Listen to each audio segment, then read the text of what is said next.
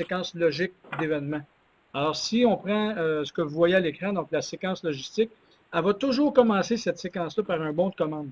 Le client va vous placer un bon de commande. Des fois, c'est un bon de commande parce qu'il faut produire quelque chose, mais des fois, c'est un courriel ou quoi que ce soit.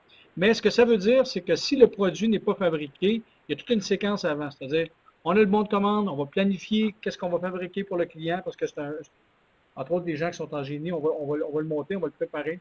Après ça, on va s'approvisionner pour pouvoir faire la production de tout ça. On va l'amener en inventaire en matière première, on va le fabriquer. Et une fois qu'il a été fabriqué, on va le mettre en inventaire de produits finis. Par la suite, lorsqu'on est prêt à l'expédier, là, on va recevoir un ordre. Dans le fond, on va recevoir un bon d'expédition. On va préparer nos documents. S'il y a un dédouanement à faire, comme on va voir tantôt, au Canada, on a un dédouanement export à faire. On doit aviser le gouvernement qu'on exporte du matériel. C'est une formalité, mais il faut le faire. Et ensuite de ça, on va le transporter directement du Québec vers notre client.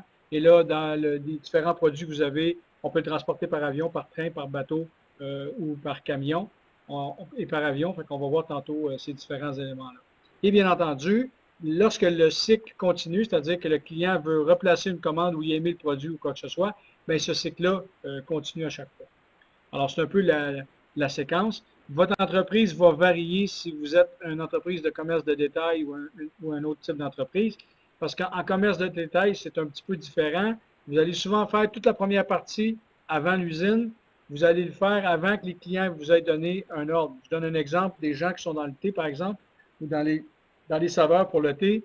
Vous autres, vous préparez votre business, puis vous vous dites, OK, nous autres, on pense que le chai, telle autre fragrance au bleuet, puis telle autre fragrance au sirop d'érable, je dis n'importe quoi. Ça va être ça qui va marcher, mais souvent, ce que vous allez faire, vous autres, vous allez produire à l'avance sans avoir de commande. Vous allez ensuite de ça faire de la promotion pour pouvoir les sortir.